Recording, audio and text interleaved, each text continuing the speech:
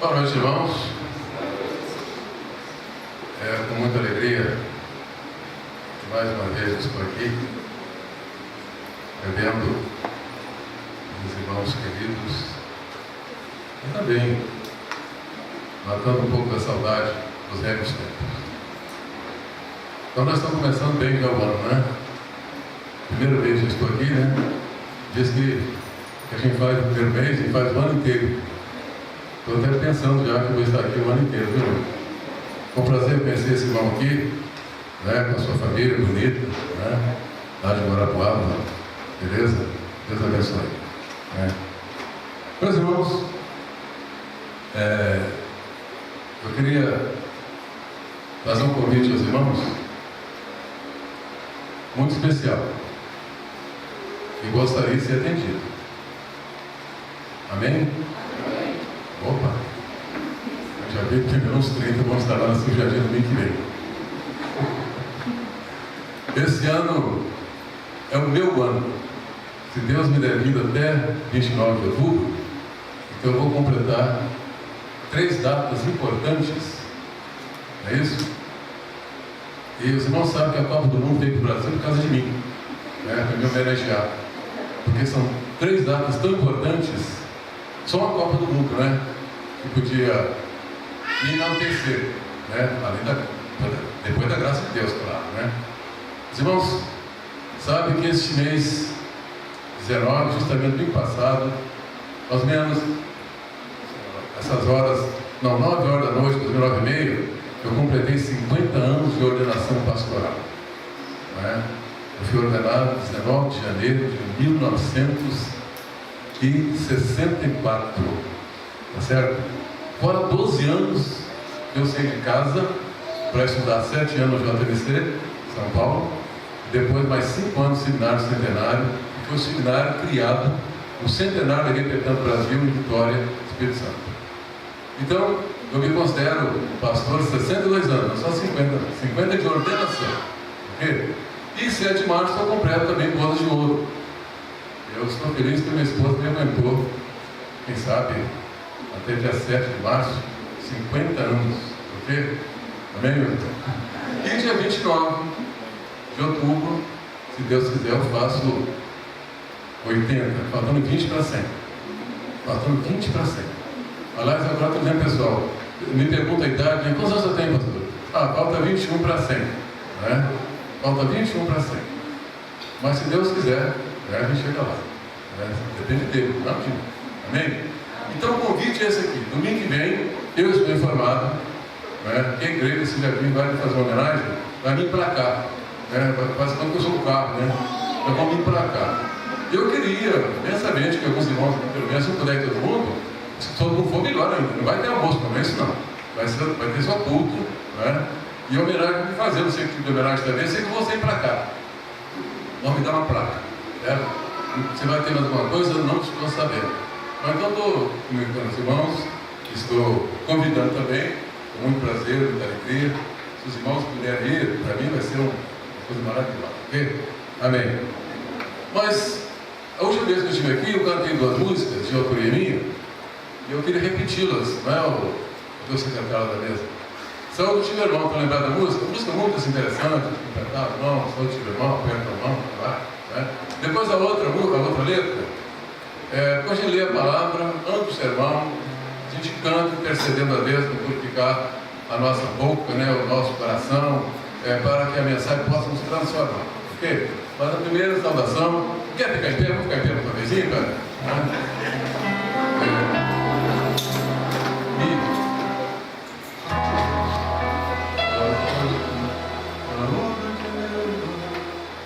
Saúde, meu irmão, aperto a tua mão, que alegria te ver aqui, exaltando o Pai de amor. Vem mais uma vez, sentir nosso afeto e carinho. Jesus, Rei da paz, vai guiar meu irmão, para glorificar ao Senhor. Jesus, Rei da paz.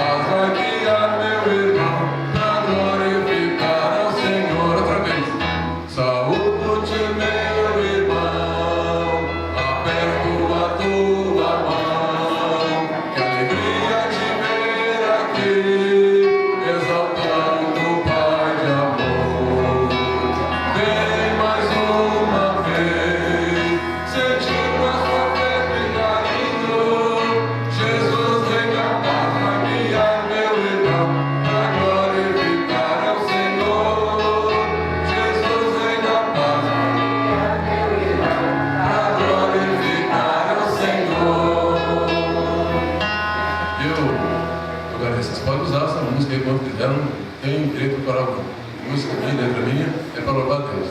Se quiser gravar, pode gravar também, só me dá um CD depois, mas eu não quero dinheiro, tá? Agora outra, os companheiros estão aqui, pega a dor. O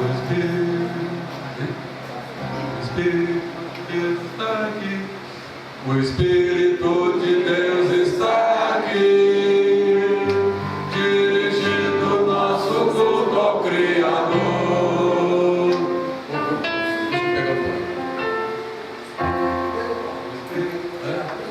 O Espírito de Deus está aqui, dirigindo o nosso culto ao Criador. O Espírito de Deus está aqui, dirigindo o nosso culto ao Criador.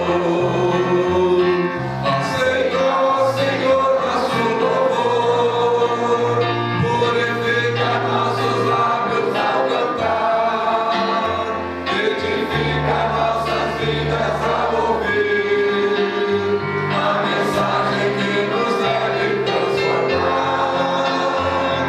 Aceita, ó Senhor, nosso louvor, purifica nossos lábios ao cantar, edifica nossas vidas ao ouvir a mensagem que nos deve transformar.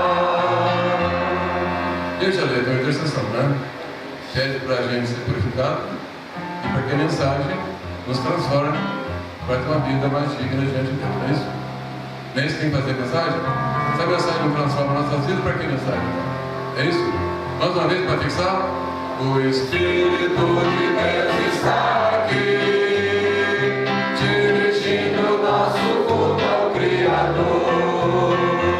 O Espírito de Deus está aqui, dirigindo o nosso culto ao Criador. Aceita, ó Senhor, nosso louvor, purifica nossos lábios ao cantar, edifica nossas vidas ao ouvir a mensagem que nos deve transformar. Aceita, ó Senhor, nosso louvor, purifica nossos lábios ao cantar, edifica nossas vidas ao ouvir a mensagem que nos deve transformar. Amém. Posso dar um...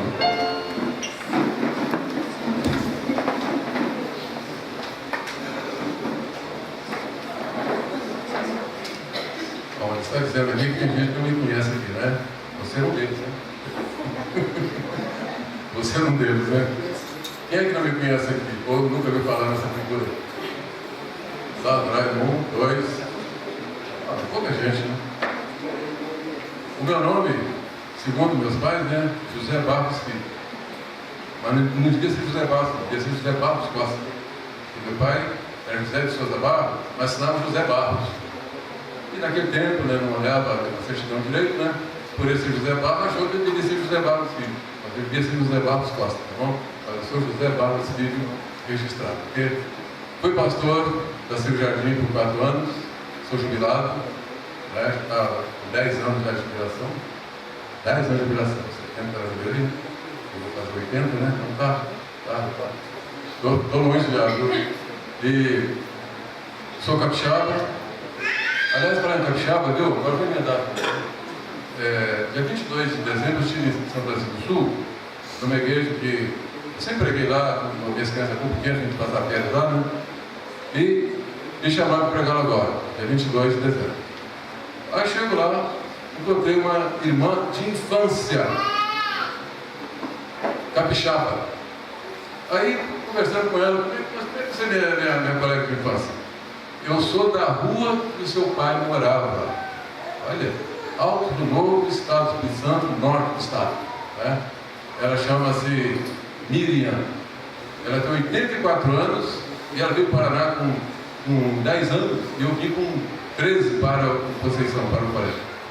Eu não sabia que eu tinha um colega de infância, né? Então eu chego lá na igreja e encontro essa colega capixaba, colega de infância da mesma rua que eu morava em Alto do Novo, no Espírito Santo. Olha como é que o mundo é. Parece grande e pequeno, né? Tudo bem, mais alguma informação? Bom, eu sou bacharel em teologia também, sou professor também, fui, né? Eu não sou mais, a não ser pregador, batista também, serante da ceia, prego, né? Mas eu estou, como diz, esperando, né? Quando não tiver mais condição, parar mesmo, né? Mas enquanto a gente tem condição de pregar, de falar da palavra, a gente está falando e pregando, ok? Então, esse trabalho aqui foi fundado por mim, né? Depois, a Misma e o presbítero falecido já, Arione, ajudou um pouco, mais Elizabeth, que era uma adolescente, que estava na nossa igreja, e depois o presbítero Anísio subiu com a Misma e hoje estão aqui. Então, Anísio foi o meu presbítero, ela era um dos melhores presbíteros, falei por aqui, né? Você tem que ser um bom presbítero também, o Anísio foi um dos melhores presbíteros que eu tive também. Tive muitos bons também, mas ele foi especial, como outros também, que passaram pelo meu pastorado, né? Mas uma coisa que eu quero dizer para os irmãos, muito interessante, esses 50 anos, todo pastor tem problema, né? É isso? E tem pastor que é mandado embora também de igreja, não é isso? Eu tenho a honra de dizer que eu sou um pastor vitorioso, com a graça de Deus, por todos os lugares que eu fui, que eu pude passar e pastorear. Mas por que eu fui vitorioso? Primeiro, que Deus me abençoou e dirigiu. Segundo, porque eu tinha um propósito, quando o pastor chega na igreja, é para ajudar, é para somar, não é para dizer que não melhor, que não dono da verdade. E sempre trabalhar com o conselho da igreja. Nossa igreja é uma igreja colegiada. Pastor não manda nada sozinho, pastor só manda no público, mais nada. Nada. É o conselho que manda na igreja. Né? Para mandar para mandar pastor, é o conselho que faz isso. Então sempre trabalhei assim. Então por isso que eu digo que eu sou vitorioso, meu irmão. Porque eu nunca fui dispensado para a igreja, sempre pedi para sair. Né? E nasceu o jardim, vou morrer aí. Né? Cheguei aí, jubilei, vou morrer aí, se Deus quiser. Até já me deram túmulo, também tem túmulo na cirurgia. Mas o que interessa agora é a palavra, né? Vamos pregar. Abra sua Bíblia lá em Lucas.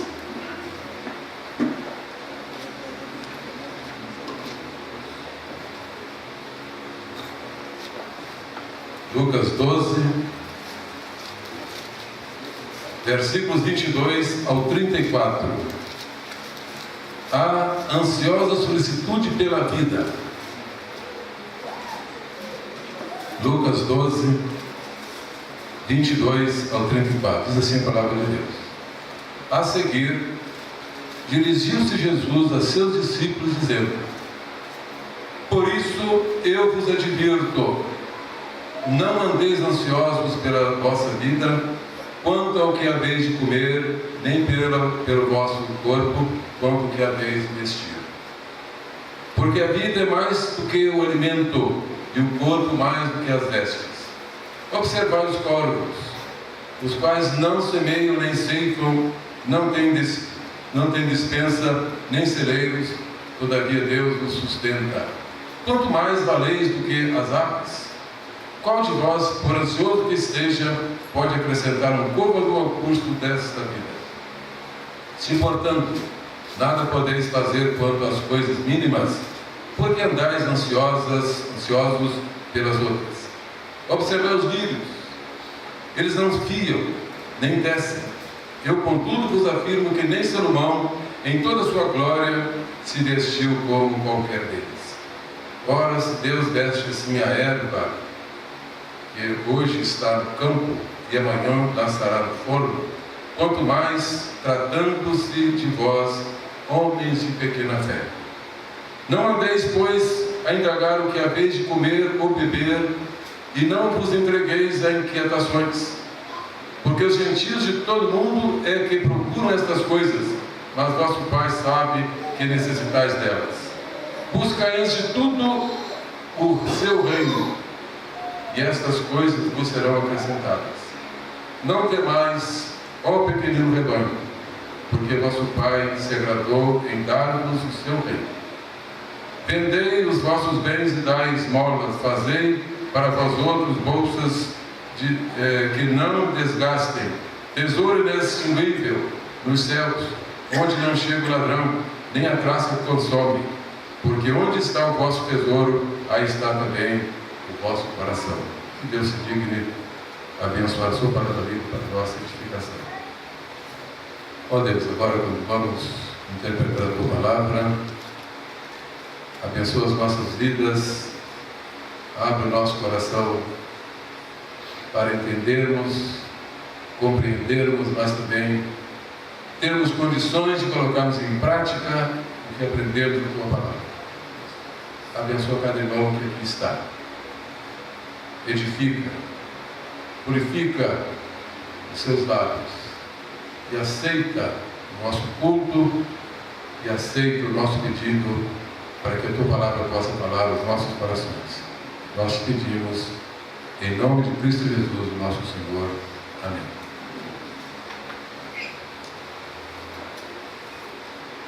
Alguém está estressado aqui?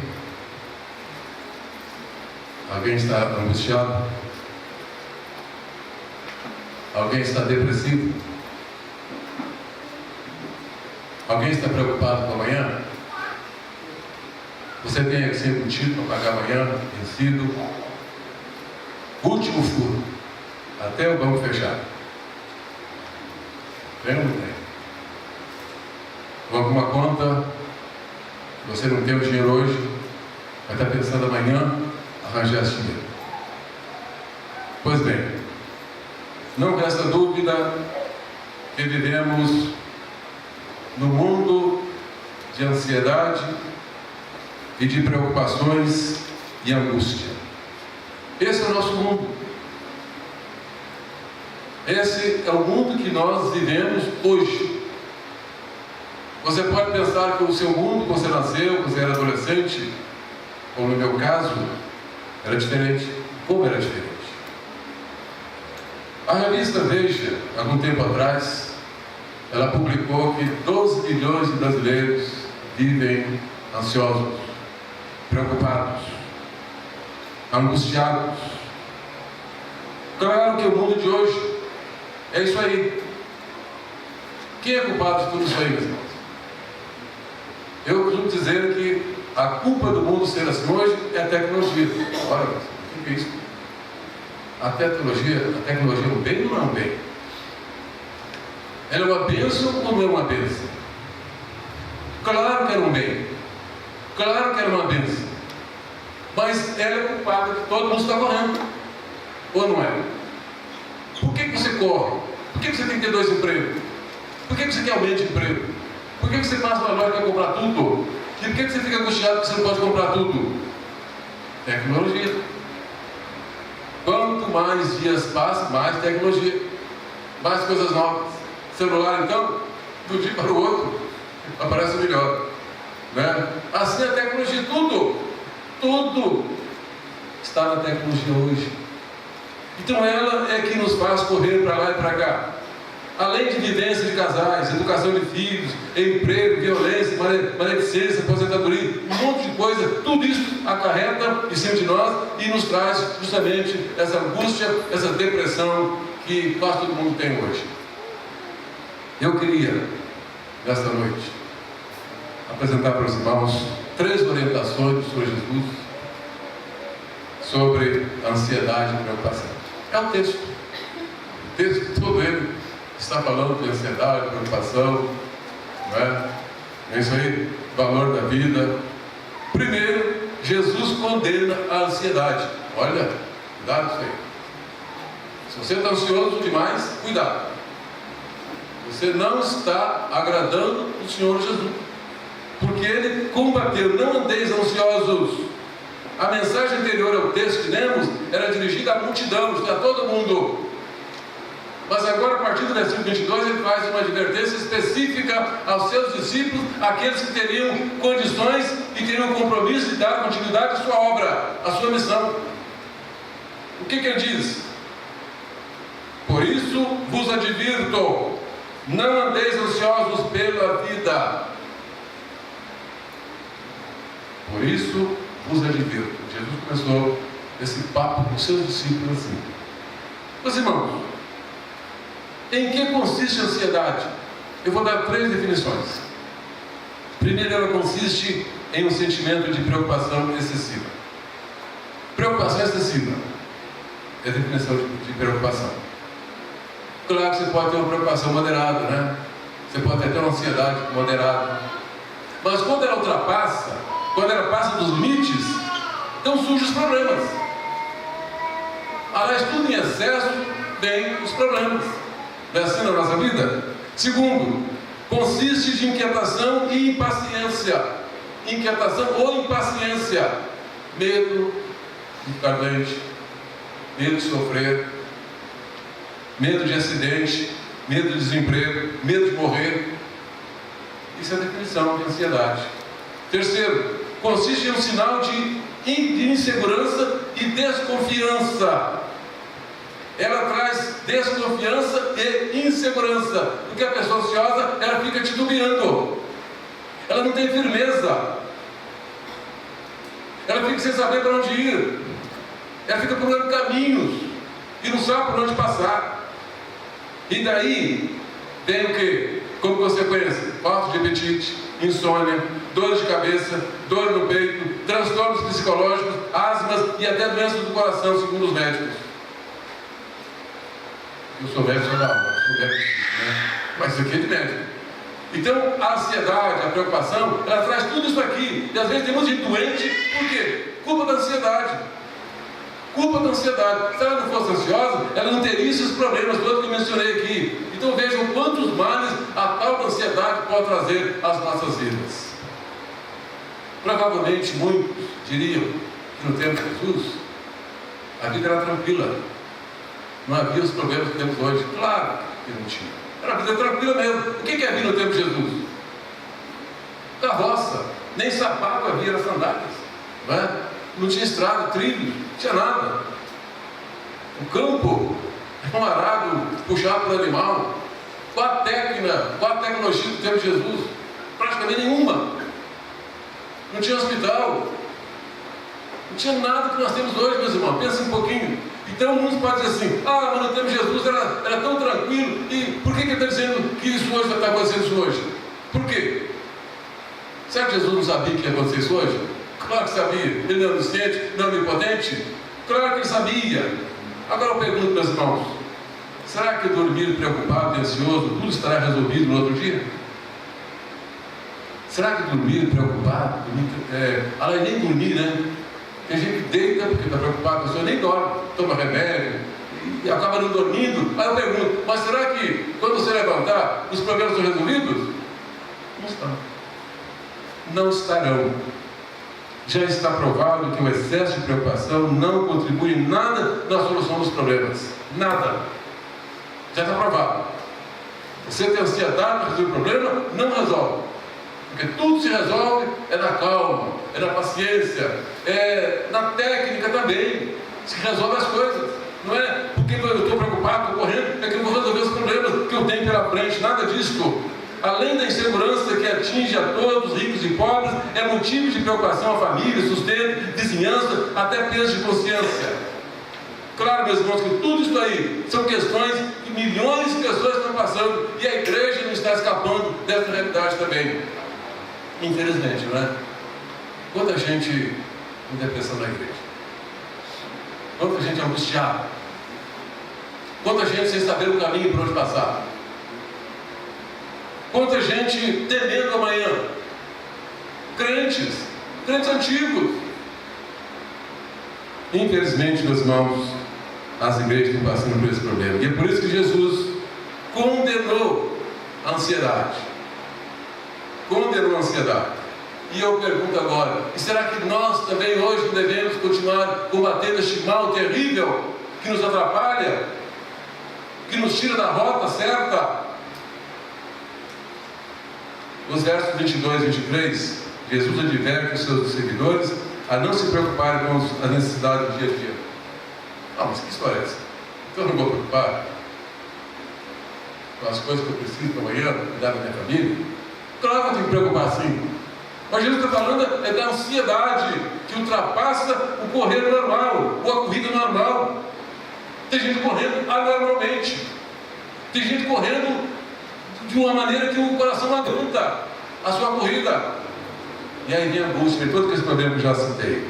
Mas em segundo lugar, então, em primeiro lugar, Jesus condena a ansiedade, né? Mas em segundo lugar, a ansiedade é sintoma de fragilidade da fé. Sintoma de fragilidade da fé. A dúvida e a inquietação, muitas vezes, nos levam a ver que estamos baqueando. Veja o verso 29 do texto. O que Jesus está dizendo? Então, nós estamos notando que a ansiedade é sintoma de fragilidade da fé. Como já vimos, temos muitos motivos para questionamento. A vida hoje é um emaranhado de coisas que nos levam a baquear mesmo. E tem muita gente baqueando, infelizmente. A vida hoje é um emaranhado de coisas. A família hoje está destroçada de uma maneira tal que a gente fica preocupado onde que a família vai chegar hoje. Os problemas que ela está enfrentando. E às vezes não tem condições de resolvê-los. Porque hoje é o momento da liberdade excessiva também, né? Filhos não obedecem mais, depois da certa idade, querem ser donos da verdade, donos da cabeça deles, não é? E aí que entra o mal, aí que entra o desajuste na família. Ninguém respeita mais ninguém. É rara a família que tem paz com os filhos, com tudo da família hoje. Infelizmente é rara a família que está vivendo um momento de paz, de alegria, de satisfação com a família toda. Porque o desgaste hoje do mundo já entrou na família. Está atrapalhando a família. Então, meus irmãos, Jesus está dizendo que a ansiedade é pecado.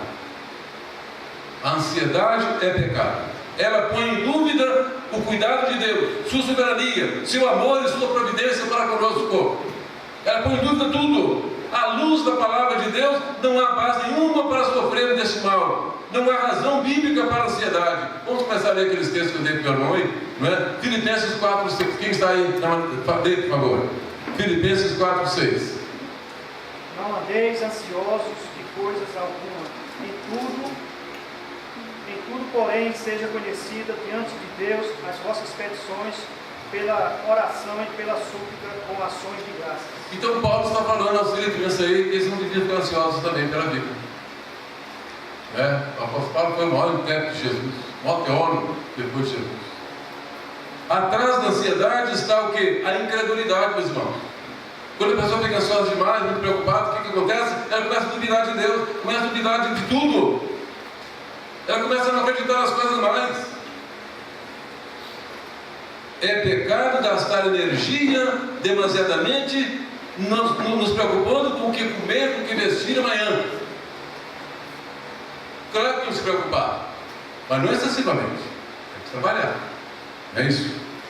Os discípulos não podiam sair para os campos com tais preocupações. O trabalho do reino deve estar em primeiro lugar, e não estas coisas. Mas se não confiarmos em Deus para nos ajudar, confiar em que ou em quem, meus irmãos? Confiar em que ou em quem? Podemos agir em prover nossas necessidades, mas não devemos nos preocupar com a comida, com as roupas, em detrimento do reino e da programação do mesmo. É aqui que está o perigo de a preocupação, a ansiedade, tirar o nosso tempo de pensarmos em Deus, de pensarmos nas coisas certas, corretas, as coisas do reino e proclamar também. A vida é maior que as coisas que nos envolvem. Versículos 15 e 23. A vida é maior que as coisas que nos envolvem. Alguém está com essa passagem? Não. Jesus deseja que a vida de seus discípulos seja guiada por interesses mais nobres. E nós também. Jesus quer que nós nos preocupemos com coisas mais nobres. Porque os irmãos já pensaram? Tudo que nós temos vai ficar por aí. Aliás, agora está sendo proibido enterrar sapatos, enterrar quase que muda, que tem cupim no cemitério, né? Então a gente não leva nada. E quanta gente já rica querendo mais coisas, lutando, ansioso para ganhar mais. Já tem o suficiente, até já passou do suficiente, mas quer mais. Isso é ganância. E aí leva a ansiedade, essas preocupações, e aí é um desastre. E a condenação do Senhor Jesus. Preocupação excessiva é falta de fé, verso 28. Falta de fé. Jesus pede para olhar, observar como vivem os corvos, as aves, os rios do campo, né? Coisa linda. Eles não estão preocupados, estão lindos, né? Os lírios do campo, coisa linda. Os pássaros. Quem é que trata dos pássaros? Que preocupação eles têm? Que ansiedade os animais têm? O cristão sabe que Deus é Pai e que sabe muito bem das nossas necessidades. Mas a própria palavra de Deus nos ajuda nessa caminhada de preocupação e ansiedade. Vamos ler alguns textos agora. Salmo 37, 5. Salmo 37, 5. Entrega o teu caminho ao Senhor, confia nele e o mais ele fará. Isso. Entrega o teu caminho ao Senhor. Confia nele. Não é tudo ele fará, não. Tem uma tradução que é tudo ele fará, mas não é errada essa tradução. E o mais ele fará. Porque Deus faz a parte dele. Mas ainda, esse salmo ainda, 37, 25.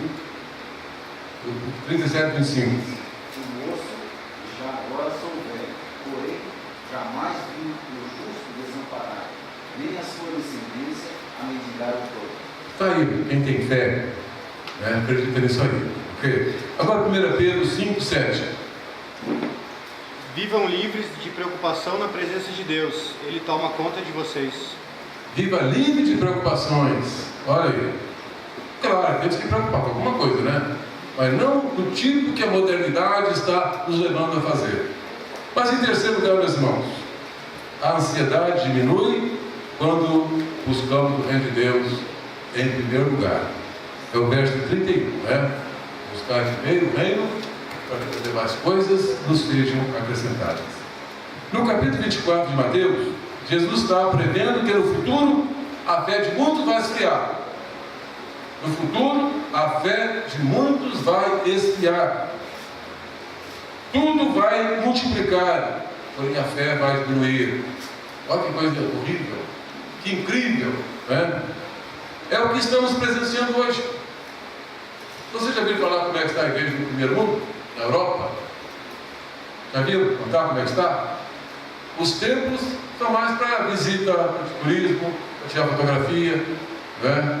Até eu gostaria de ir lá em Genebra, ir lá no púlpito de Calvino, né? Tirar uma foto lá, se pudesse ir, né? Eu acharia muito interessante. O templo de Genebra está vazio, né? As catedrais, na Europa tem muita catedral protestante. A Europa foi protestante, né? Em Portugal e lá alguns países, Alemanha, né? A fé esfriou mesmo. Quanto mais intelectualidade, quanto mais tecnologia, quanto mais isso, quanto mais aquilo, menos fé, menos crença em Deus, menos preocupação com o reino, mais preocupação em buscar as coisas terrenas, as coisas que perecem, as coisas que não têm validade para o céu. Então, meus irmãos, precisamos acordar, porque esse mal também pode, já está chegando em nós também. O Brasil está caminhando para ser um dos maiores países do mundo, em tudo, até em safadeza, desculpa dizer, não é? Mas somos os maiores do mundo, em tudo, está previsto. O Brasil tem tudo, a maior riqueza do mundo está no Brasil, certo? Só falta a educação, a segurança ser providenciada com mais dignidade, mais respeito às pessoas, nós vamos ser o maior país do mundo mesmo. Pois bem, quando chegarmos a isto, como é que estará a nossa fé? Como é que estará a igreja? Como é que estará o reino de Deus, que é a igreja, que pertence à igreja, e a igreja que está envolvida nesse reino? Será que nós vamos estar como a Europa também? Como parte dos Estados Unidos? Que foi um país chamado protestante, mas evangélico e demais. A preocupação, meus irmãos, que leva à ansiedade, pode nos deixar debilitados na fé. Pode nos deixar fracassados na fé. A preocupação não é remédio, não é, para atender as nossas necessidades. E com isso nos esquecemos que Deus é o Senhor de todas as coisas e que somos seus filhos, e não podemos aqui perder o foco, que é o nosso Deus. Quando a ansiedade assume o primeiro lugar, então Deus fica em segundo. Nós perdemos o foco, porque o nosso foco é Deus. O nosso foco é a Santíssima Trindade. Não podemos abrir mão disso, não. Tudo mais é depois. Porque Jesus diz buscar pelo reino. O reino é prioritário. Não é o meu negócio, não é a minha empresa, não é o que eu quero fazer que seja prioritário. Mas sim, o que Deus está determinando que é prioritário. Mas muita gente não está entendendo isso aí. Tem muita gente colocando o reino em segundo lugar. Ah, se sobrar tempo. Ah, se der eu vou. Ah, quando eu puder, tudo bem. Não é por aí, Deus. Não é por aí. Primeiro o reino. Primeiro as coisas do reino. Não podemos perder o foco. Nossa ansiedade cresce quando perdemos a visão de Deus. O segredo é buscar o reino em primeiro lugar. Quando nossa visão fica turva, os problemas tornam-se gigantescos e não podemos resolvê-los. Não vamos ter força, condições para resolver. Tornam-se gigantes diante de nós. Isso não significa que devemos cruzar os braços, esperar que as coisas caiam do céu. Não é por aí também. Às vezes o crente é tão zeloso, é tão crente, que ele fecha a porta do barco o dia inteiro, a noite inteira, fica orando. Às vezes mandava um emprego para ele, né? Aí não dá, né? Ou que quem leva comida para ele, né? Não dá. Tem que orar lutando. Não com tanta ansiedade assim. Não com tanta sede ou pote que precisa da energia, não é? Então veja bem que coisa interessante, que os braços foram feitos para trabalhar assim, não é para ficar cruzado, para trabalhar, mas com moderação, com confiança em Deus e tudo bem, não é isso? Confiar em Deus não é dormir até o meio-dia, bem, não é? Aliás, lá em 2 Tessalonicenses 3,10, o que Paulo diz? Quem não quer trabalhar é bom que não coma. Então trabalhar é uma necessidade, é um bem, é uma bênção poder trabalhar, poder produzir. Eu me lembro dos patriarcas que eram ricos e trabalhavam até morrer. Será que eram gananciosos? Não, trabalhavam para ajudar os outros também. Eles tinham em mente que deviam ter cada vez mais para ajudar quem precisava. Até a roça lá de Israel, os irmãos sabem disso, que não colhiam tudo. Ficava um respolho para os pobres colherem. Hoje eles colhem tudo, né? Último espigo, não é assim? Hoje não deixo nada. Eu me lembro lá na minha terra, né? Lá na minha época de adolescência, os proprietários colhiam a roça de milho ou arrozal e deixavam o resto lá para os passarinhos comer, os macacos comer. Eu lembro disso. E não eram crentes. Meu pai se converteu, já tinha 8 anos, 9 anos por aí. Mas tinha esse modelo, não é? Que hoje não tem mais. Hoje colhe-se tudo, não deixa nada. Até a técnica hoje é tão fugaz, né, que ela colhe todos os grãos, né, da roça, não fica nada. Olha que coisa incrível, né? Os tempos vão passando e o povo vai esquecendo aquilo que é mais interessante, né? O próprio Paulo também disse lá para os Colossenses 3, lá no capítulo 3, né? Que deve pensar nas coisas de cima e não somente nas da terra. Não somente nas da terra. Porque os Colossenses estavam pensando só nas coisas da terra, esquecendo as coisas do alto, das coisas que não perecem. Meus irmãos, viver sem preocupação não é viver sem responsabilidade. Às vezes alguém pensa assim, o pastor está pregando que não devemos nos preocupar, né? Mas todos nós temos responsabilidade. Você não quer pregar? Você não é empresário? Você tem que cuidar do seu negócio, cuidar do seu emprego.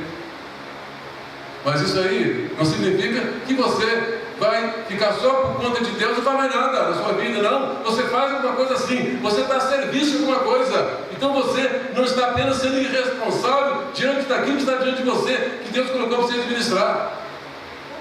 Jesus está condenando a ansiedade, preocupação, estresse excessivo. Precisamos ter metas, algo, planejar o futuro. Precisamos ter tudo isso aí. Uma parte dos afazeres é nossa. Arar, plantar, cuidar, colher, né? Cozinhar um feijão, temperar. Isso é seu, isso é meu. Ou não é? Você quer o feijão já temperado?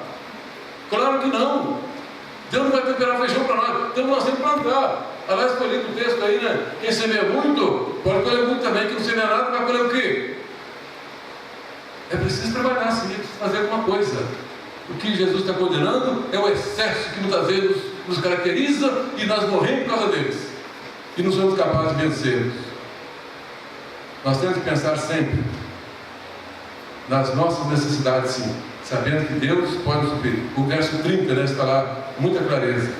É necessário que nos preocupemos, sim, com a formação dos nossos filhos, visando o futuro, que nos preocupemos com a previdência, com a nossa aposentadoria. Tudo é preocupação, sim, mas não excessivamente, com moderação. Tudo isso dentro da normalidade, lembrando-nos que somos cidadãos do céu, mas somos cidadãos da terra também. Estamos com os pés na terra. Enquanto estamos com os pés aqui, nós somos cidadãos duplamente, dos céus e da terra. Então temos que cuidar dos céus e temos que cuidar da terra também. Amém, meus irmãos? Devemos nos lembrar também que nosso tesouro não está aqui, e sim no céu. Mateus 6:20.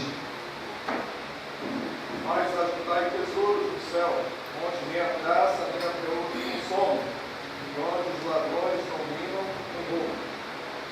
Então, onde que nós devemos guardar o tesouro? É no céu. Mas tem muita gente guardando no cofre, ou debaixo do colchão, não é? Na poupança. Esquece de que há um tesouro que não perece. Todo tesouro aqui passa. Não é? Sofrível. Só o tesouro do céu que tem durabilidade. Concluindo, meus irmãos, eu diria que temos muito que aprender com o povo de Israel. O povo de Israel tinha uma mentalidade de olhar o passado, olhar o presente e olhar o futuro. No passado, o que Deus fez? Tudo que Deus prometeu aconteceu. Deus cumpriu suas promessas.